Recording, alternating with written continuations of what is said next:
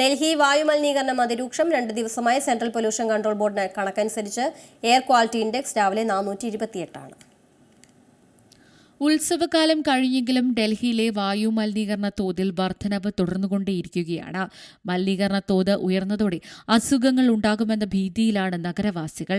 Central pollution control ബോർഡിന്റെ കണക്കനുസരിച്ച് ഡൽഹിയിലെ 36 നിരീക്ഷണ സ്റ്റേഷനുകളിൽ 30 സീരീസ് ഭാഗത്തിലാണ് വായുവിന്റെ ഗുണനിലവാരം റിപ്പോർട്ട് ചെയ്തിരിക്കുന്നത്.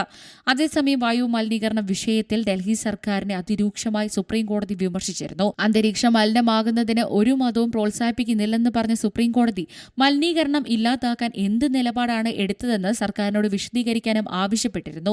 ജസ്റ്റിസുമാരായ അഭയ സോഖ, AG മാസി എന്നിവർ ഉൾപ്പെട്ട ബെഞ്ചിന്റേതായിരുന്നു നിർദ്ദേശം. മലിനീകരണമില്ലാത്ത അന്തരീക്ഷത്തിൽ ജീവിക്കാൻ ഒരു പൗരന് മൌലിക അവകാശമുണ്ട് എന്ന് സുപ്രീംകോടതി നിരീക്ഷിച്ചു. പടക്കങ്ങൾ പൊട്ടിക്കുന്നത് പൗരന്റെ ആരോഗ്യത്തെ ബാധിക്കുന്നുവെന്നും കോടതി പടക്കങ്ങൾക്ക് നിരോധനം ഏർപ്പെടുത്തുന്നതിൽ നിലപാട് അറിയിക്കാൻ ഡൽഹി സർക്കാരിനോടും ഡൽഹി പോലീസ് കമ്മീഷണറോടും നിർദ്ദേശിച്ചിരുന്നു. National desk, C Malayalam news.